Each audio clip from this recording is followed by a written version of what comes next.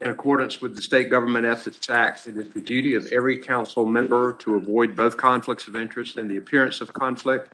If any council member has any known conflict of interest or is aware of the facts that might create the appearance of such a conflict with respect to any matter coming before the council today, please identify the conflict or the facts that might create the appearance of a conflict to ensure that any inappropriate participation in that matter may be avoided.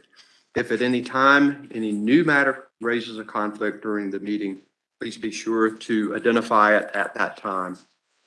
We now have the minutes, approval of the minutes of the September 13th, September 2022 meeting. They have been sent to you. Do I have a motion for approval? So moved. Treasurer Falwell moves approval. Is there a second? Second by Auditor Wood. Is there discussion or debate? Hearing none, all in favor say aye. Aye. All opposed, no. The ayes have it. The minutes of the September the 13th meeting are approved. We'll now hear interest matters from Treasurer Falwell. Thank you, Governor. Our current month interest report is 1.33%. I think Council of State members will see that that's gone up about sixfold in the last 14 months. Fortunately, we're not in the market to borrow money on the state side, and that's good news. The other good news is that with these higher interest rates, Treasury bills were earning 4% last week, which is something that our pension plan has not seen for a while. But obviously, this is a result of inflation, which is a thief, which is having a dramatic impact on our citizens. So anytime I report the interest report to you, there's always a good side and a bad side. That's the interest report. Thank you, sir. We'll now hear from Commissioner Causey on fire insurance matters. Thank you, Governor. On page 1 on the State Property Fire Insurance Fund is showing a balance of 18.7 million. The balance is actually a little lower than that now. We've had to pay out some other claims, but we've got a little over $10 million coming in receivables. So next month we should go up to closer to 28 million. And on page 2, there's 3 items on losses that need to be paid. Number 1 is the third submission at Correctional Enterprises for the Simpson Laundry fire that was on March 1st. But that is $1.1 million, the largest one. And the other 2 are the Parks and Recreation, $14,652, and UNC Wilmington, the sprinkler leakage at Schwartz Hall for $264,911.68. I move we pay those 3 claims. Commissioner Causey has moved that we pay the fire insurance claims. Is there a second to the motion? Second. Second by the Attorney General. Is there further discussion or debate? Hearing none, all in favor say aye. Aye. All opposed, no. The motion passes. Thank you, Commissioner Causey. We'll now have Board of Transportation right-of-way matter from Heather Fulgham. Thank you, Governor. Good morning, Council. The Department of Transportation has 5 items for your consideration today. All the items have been approved by the Secretary of Transportation and the Board of Transportation, and I'll be glad to take any questions. Questions for Ms. Fulgham? Do I have a motion to approve? Commissioner Troxler moves Second. approval, second by the Secretary of State. Is there further discussion or debate? Hearing none, all in favor say aye. Aye. All opposed, no. The ayes have it. The motion carries. Thank you, Ms. Fulgham. Thank you. We'll now hear from Tim Walton on state property matters. Morning, Governor, members of the council. I have 1 item to pull from the agenda this morning on page 8. Under acquisition by deed, it's item number 2.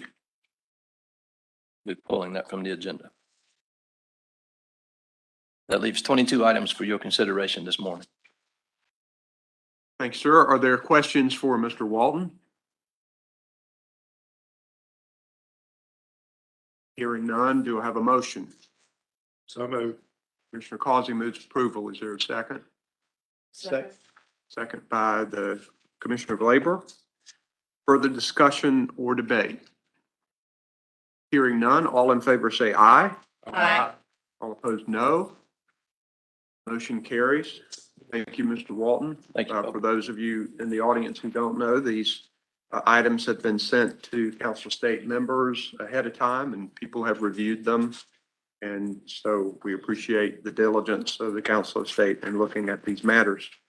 We'll now start with our reports from members of the Council of State, and Secretary Marshall, we'll start with you. Thank you very much, Governor. I hope you all are not getting tired of listening about business success in North Carolina, because I'm certainly not getting tired of talking about it. Business creations through 3 quarters of 2022 remain robust. As I reported a few months ago, the decline from our top of last year is just down a little bit, 3.5%. I don't consider that a really dramatic fall off, but the trend line is dissipating slightly. To give you context, this year already is the second highest year on record, and will be by a wide margin by the end of the year. Because we already surpassed what we did in 2020. We may not quite do what we did in 2021, but we're working there. It remains robust, and our turnaround times at our agency are just a day or 2.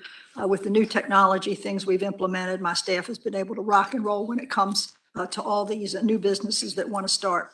But we continue to look for new ways to improve our services. On another note, last week we conducted our annual anti-counterfeiting task force training.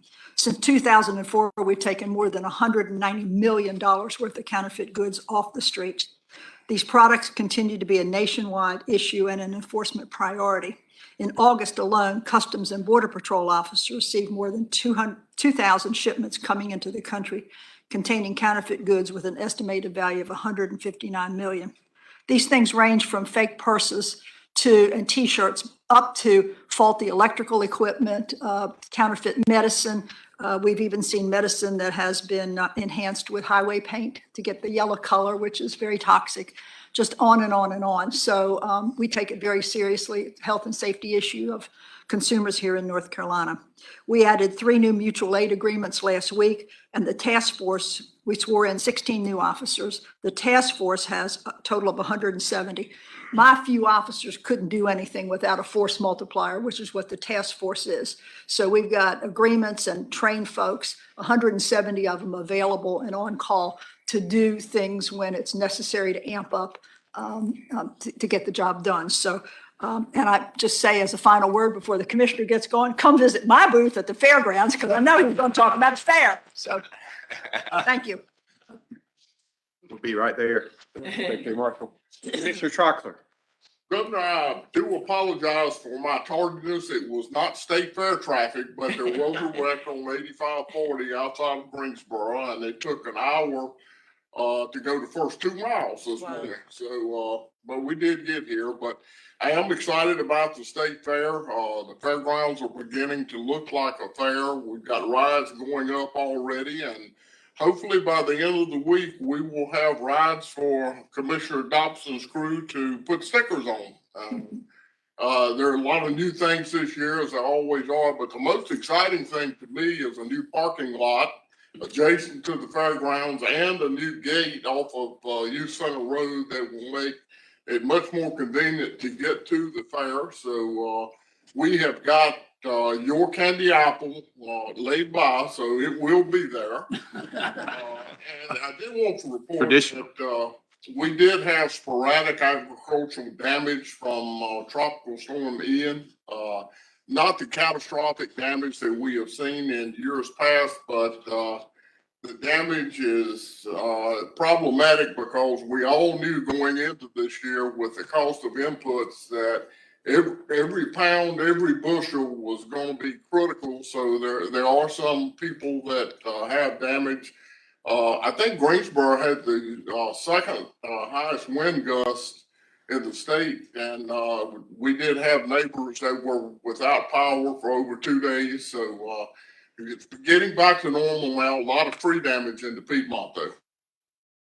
Thank you, sir. I look forward to visiting. When the Carolina Hurricanes do a long road trip, you know it's time for the state fair.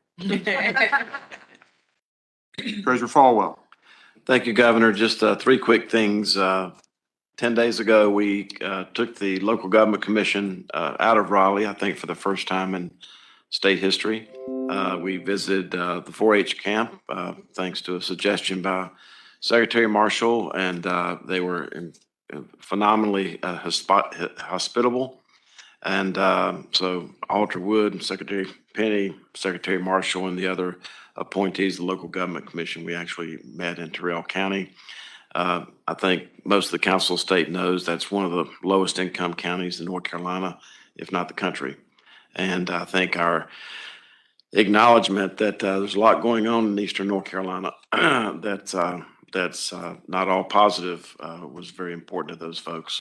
I also say, and I think Secretary Marshall and Alder Wood will echo this, that any of you who are considering having a retreat outside of Raleigh, you really should consider that conference center.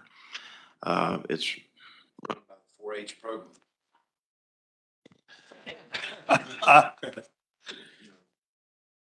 Oh, it quit working. Might quit working, so. Sorry about that. Anyway, I hope that you'll consider the 4-H Center. They have rooms, overnight rooms. They have a conference center, canoes, archery, Climb wall, ropes. meals. I don't drink myself, but they do have provisions if you have some type of hospitality where you need to bring your own alcohol under certain restrictions, you can do that, which is kind of important to some conferences. And so anyway, I just want to give a shout out to Tommy Everett, David Clegg, Sarah, and all the other people at the 4-H camp who made it all possible. Two other quick things. Our call center and mail backlog are going down. Those of you who are my age, you know that there's a big group of us born between 1948 and 1962. Those people are retiring, and many of them are passing away. So the processing of our retirement papers, as well as what we call our death team, where we try to process the death certificates of those that taught, protected, and served, is all going in the right direction. And lastly, we are in the midst of starting our open enrollment. So all of you as employers of people need to communicate to your employees the importance of open enrollment. And for our Medicare Advantage members, we are still in the contract, which we're very proud of, that resulted in a zero premium to the member, a $4 a month premium to the dependent per month, and no cost to the taxpayers. So that contract has the potential of saving $1 billion over a 5-year period of time. And the reason I bring that to the council's attention today is that we're still fighting high healthcare costs, but this contract is an example of taking advantage of our largeness. And we're not going to be satisfied until we can know what we're paying for healthcare, but secondly, where we can actually lower family premiums. Until we can lower family premiums for all of your employees so that we can attract young, healthy families on this plan to offset people like Secretary Troxler and I, Commissioner Troxler and I, as far as from my age standpoint, until we can make that happen, we're not going to have the state health plan solvency that we would all desire. So thank you for looking at open enrollment, and I hope that all the retirees who may be listening to this will consider the Humana product. The Humana product is no cost to them, no cost to the taxpayers, and that possibly will create enough juice to actually not freeze family premiums, which we've done again this year, and individual premiums, but actually lower family premiums going forward. Thank you. Thank you, sir. Superintendent Truitt could not be here, but she gave her report to Budget Director Peruce. So I'll let you give Superintendent Truitt's report. Yes, sir. Thank you. Good morning. Superintendent Truitt was very excited to announce to the Council of State this morning, the reason why she wasn't here, that Alexander County Schools Career and Technical Education teacher Joshua Bowles was one of 20 winners nationwide of the 2022 Harbor Freight Tools Award for Teaching Excellence. This comes with a cash prize of $50,000, of which 70% will go to Alexander County High School and 30% will go to Mr. Bowles. It's only one of 20 awards nationwide, and Mr. Bowles is in the running for one of the grand prizes of $100,000 that will be awarded to 5 teachers in the next month or so. So Superintendent Truitt is out there in Alexander County early this morning at a surprise party for Mr. Bowles, where the announcement will be at 9 o'clock this morning, and was very excited to report that, something where we can all be very proud of. Thank you, sir. Thank you, sir. That's a wonderful thing.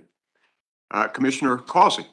Thank you, Governor. I just want to take a minute to thank our first responders for their round-the-clock dedication during the Hurricane Ian and Tropical Storm Ian and your leadership in getting us the state of emergency.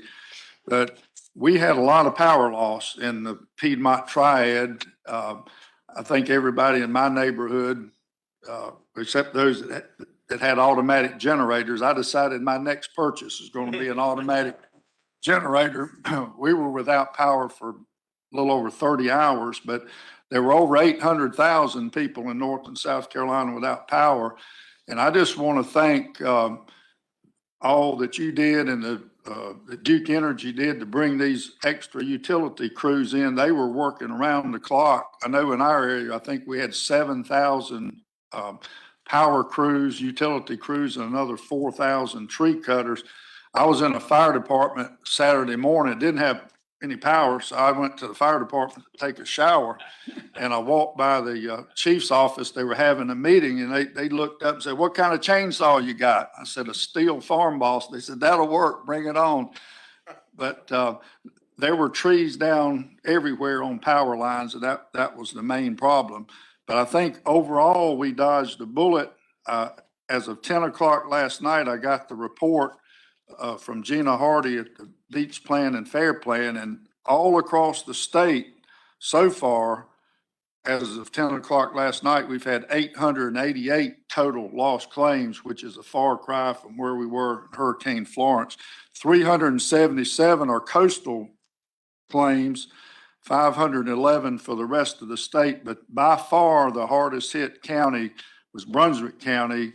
They're coming in at 267 lost claims so far. So I want to thank all the folks with our Office of State Fire Marshal, the emergency management.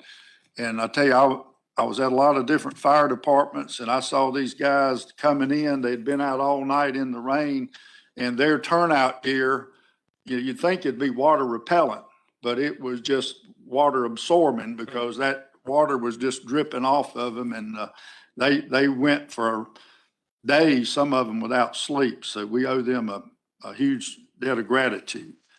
And one last thing, Governor, I want to mention, this will be something I need to bring up next month at the Council of State. But as you know, I've been directed to vacate 3 floors in our building, the Albemarle building, for this master plan that they're working on.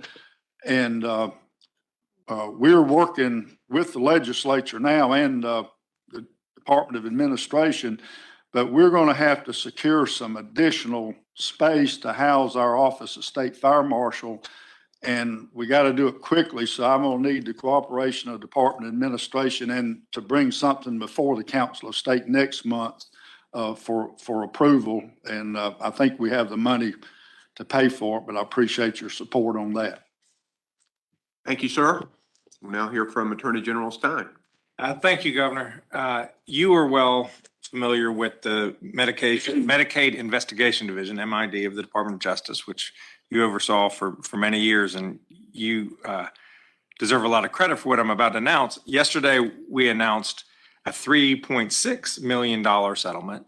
It's a civil case against a blood clinical testing company that was doing unnecessary tests on, actually it was on urine, to the waste of the Medicaid program. And that in and of itself isn't especially noteworthy. Each case is important. What was great about that case is that it crossed the $1 billion threshold in winnings that the MID program has had since its inception to return to the state of North Carolina, either in the form of restitution or penalties. And much of that $1 billion occurred during your tenure, but it's I think, an important marker of the good work of people who work for the state of North Carolina. And they're dedicated to trying to protect taxpayer dollars and making sure that when we put our money into the common till, that money goes to the purpose we all want it to, which is to ensure that people, working folks, have access to healthcare in North Carolina. And I think it's a nice time to acknowledge and thank those folks who've been working so hard for so long. It's a good team over there. Thank you, sir, for your leadership on that. Commissioner Dobson. Thank you, Governor. Few quick things. Last week, I was the keynote speaker at the North Carolina Forestry Association's annual meeting in Greensboro. And just like a lot of the sector across our state, workforce development was a hot topic. And I know that there are a lot of people in a lot of different agencies within state government that are working on this, certainly at Commerce and community college system. Local governments are doing a great job as well. So any way that the Department of Labor is able to help in that area, I see that as the crisis of the next 5 or 10 years in North Carolina. So we want to be ready and willing to help any way that we can. This week, I will be recording a public service announcement. Secretary of State Marshall has agreed to partner with me on announcing a public service announcement where many businesses across our state they receive mailings saying that they are required to pay or for a labor law poster. In actuality, these labor law posters are available for free of charge from our department. And I'm excited to work with Secretary Marshall on this endeavor, and I appreciate her willingness to do that with me. As Commissioner Troxler said, the State Fair opens next week, and I want to give a shout out to our elevator and amusement device inspectors. Even though we're down several inspectors, they're working incredibly hard to make sure that the fair is safe for all North Carolinians.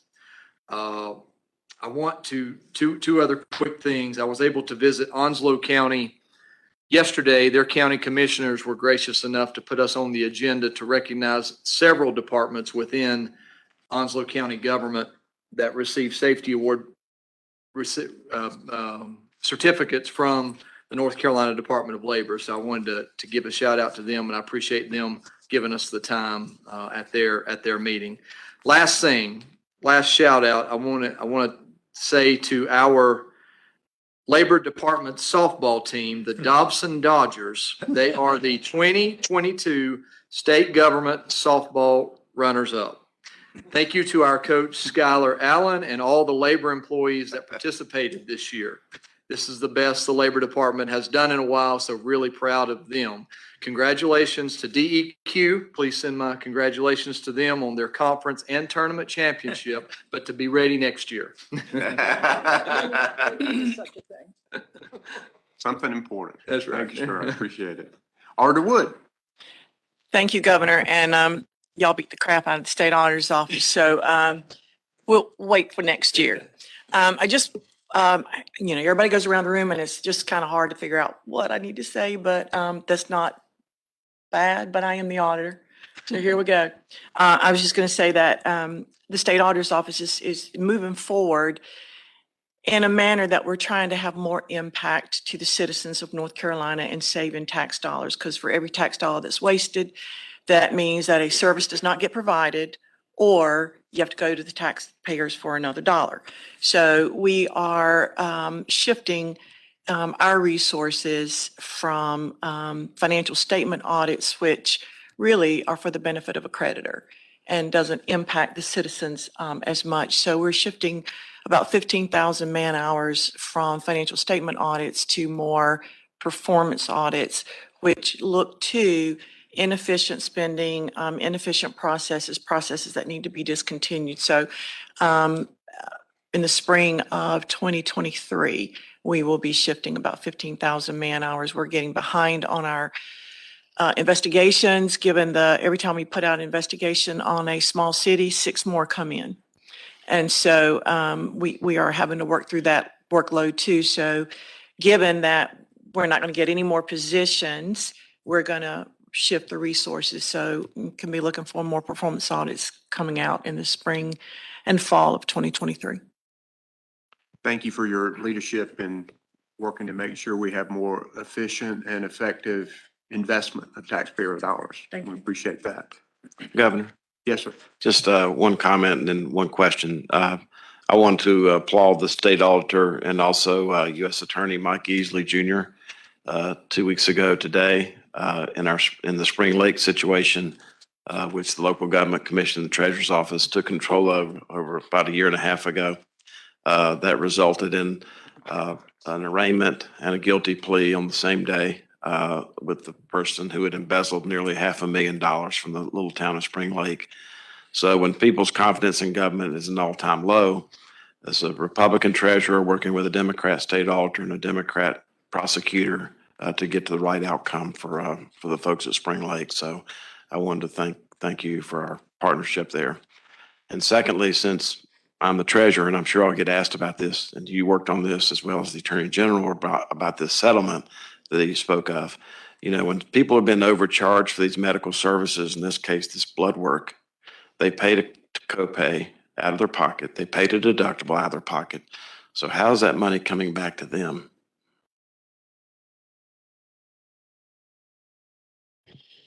MID is paid 75% by the federal government and 25% by the state to reimburse the taxpayer. It does not extinguish anyone's private right of action.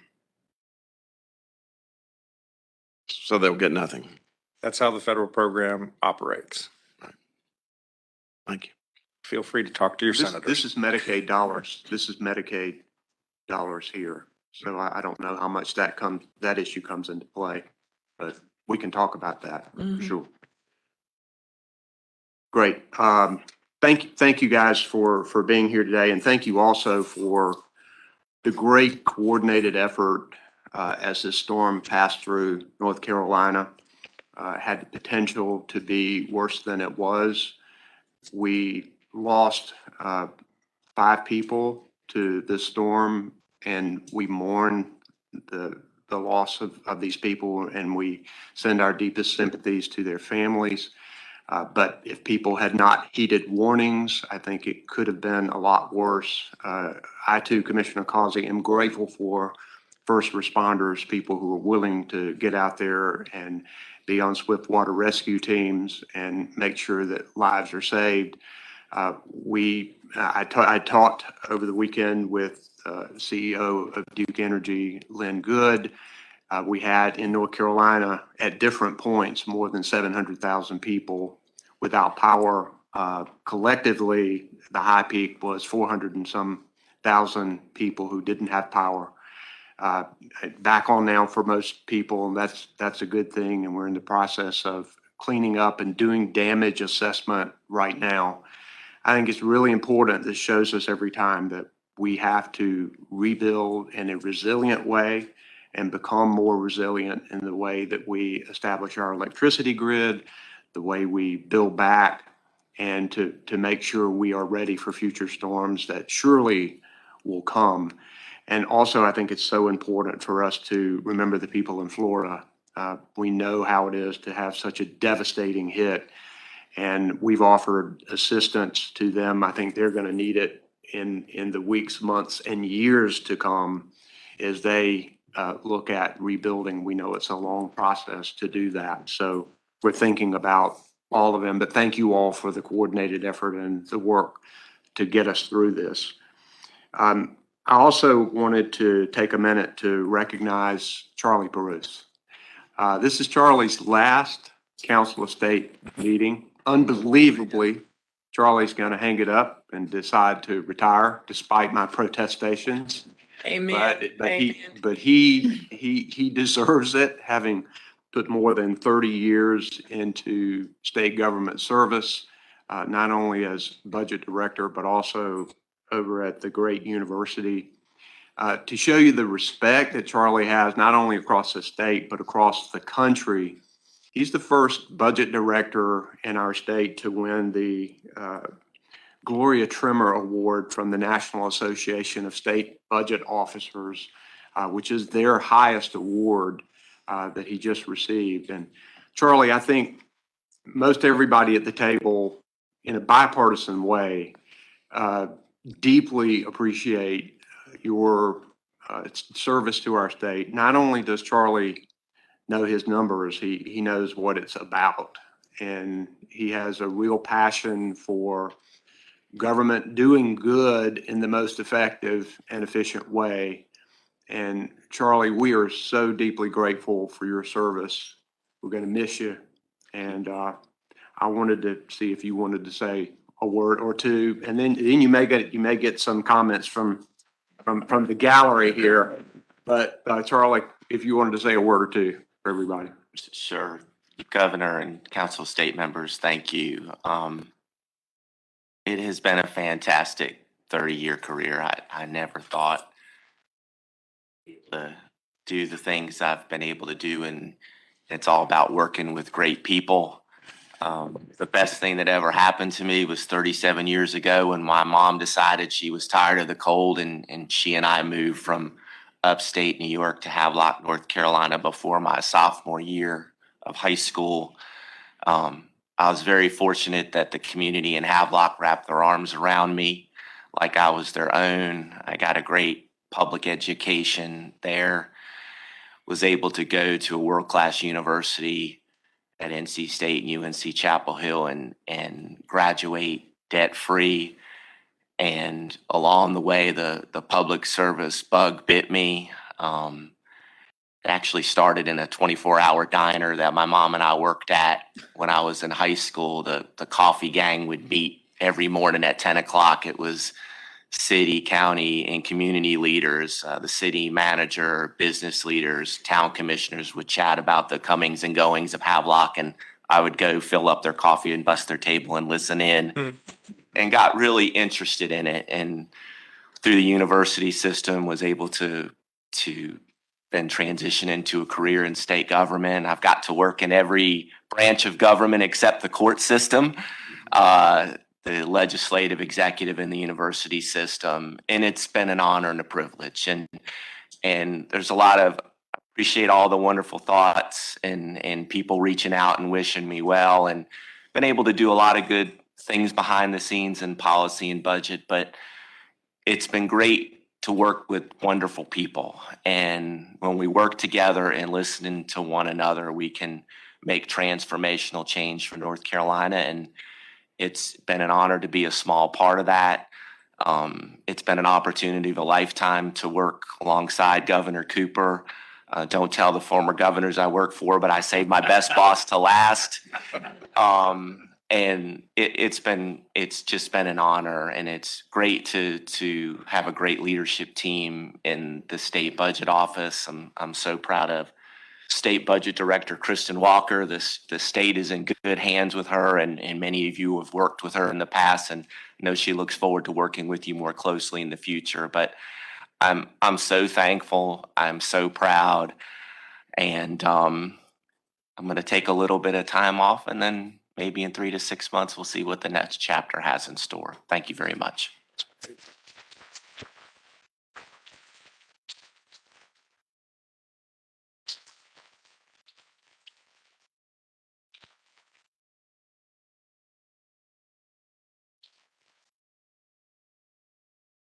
Commissioner Troxler.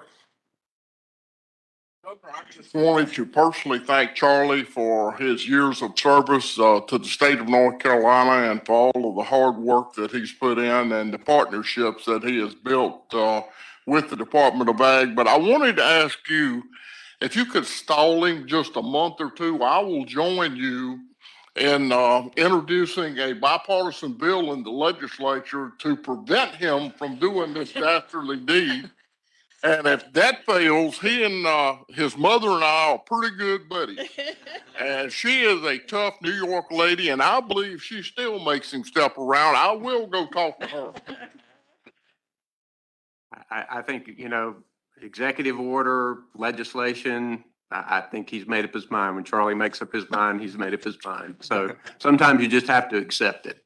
So, Thank you. Commissioner Dobson. Thank you, Governor. I appreciate it. Just real quick. I know everybody's wanting to leave, but I'll say working as in the legislative branch, as a full chair of appropriations there, and then my time at Labor, working our budget, working with you all and the General Assembly. The term I like to use for people like Charlie is they're on the level.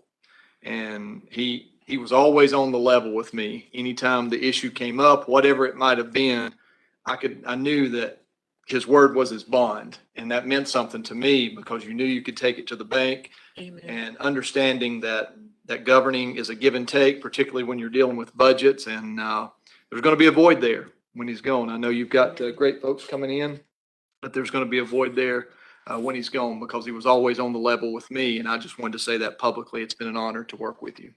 Very nice. Madam Secretary.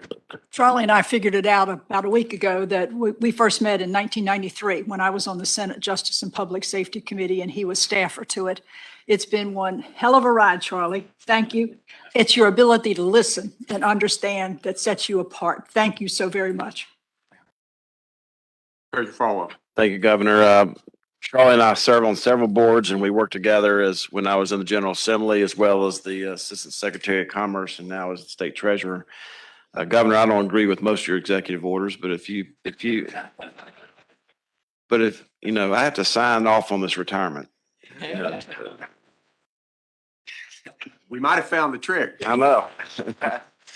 But, I would say that he's going out on top. He's chair of the OPEB committee and our OPEB liability just went down by $7 billion. State debt's going down by 60%. And I've been grateful at the opportunity to reach out and run things by him from time to time. So thank you for your service. Mr. Cost. Charlie, it's been a pleasure working with you. I mean, anytime I've had any issue or request, you've always been just willing to help and easy to work with. And the main thing I want to know is if you really do open up that donut shop, let me know. Alder Wood. Oh, Charlie, I was going to say that for many of the agencies that serve all of us, other agencies, not all of them understand who we are and what we do. But I can say that when I came to you with my budget and my budget needs, you always understood the state auditor's office, who we are, what we needed. And again, that is not true across other agencies that serve all of us. So for that, I am so thankful. I echo Secretary Marshall. You are a great listener, but more than that, you understand what I have to say.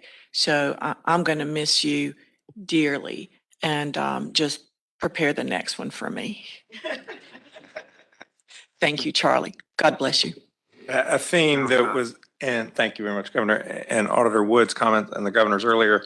A lot of people who are great numbers people sometimes get lost in the numbers, but you never lose perspective of what the numbers are about and trying to get done. And you understand with your heart just as well as you do when you can count numbers in your head. And that's rare and much appreciated. Thank you, Charlie. I think one of the first things Charlie would tell you, because he's a humble guy, but that he has had great reliance on his chief deputy budget director. I've had many conversations and he would say, let me talk to Kristen about that. And relying on her expertise, her knowledge. She started I don't know if she started in the legislature, but she was over in the legislature and came over to the state budget office. And we are so fortunate that Kristen Walker will step right in and I know do a fantastic job as budget director. I have every confidence in Kristen because they've really worked as a team over the last few years. And Charlie would tell you, I think, how good Kristen's going to do. And I'm sure he's going to be ready to be on the phone for any questions that Kristen has. But I'm really grateful for you, Kristen. Stand up and make sure everybody knows who you are. This is